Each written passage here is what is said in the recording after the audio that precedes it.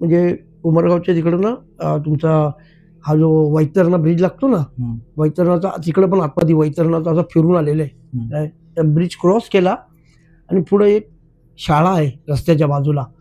तिथे एक लाईटचा खांबा, अशी पिवळी लाईट पेटत होती. तिथे एक माणूस घोंगडी घेऊन पूर्ण असा उभा होता. मला जास्त दया त्याच्यात. मी तर बाजूला बसलेलो.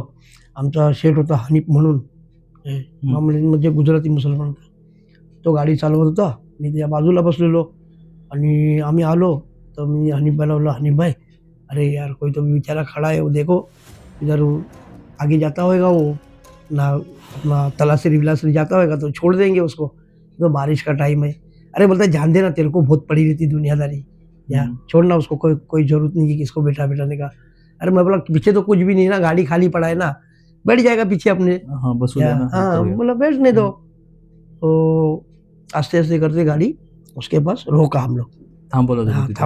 थांबवली गाडी तिकडे आणि टॉप लाईट चालू केली गाडीतली. तर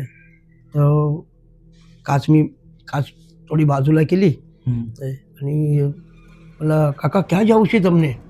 त्या माणसाला मी विचारतोय काय, काका क्या जाऊ शे तमने, जाऊ तो चालो. मला तर गुजराती वगैरे मला 2-3 भाषा येतात. मी त्याला विचारलं तर तो काय जबाब द्यायला कबूल नाही.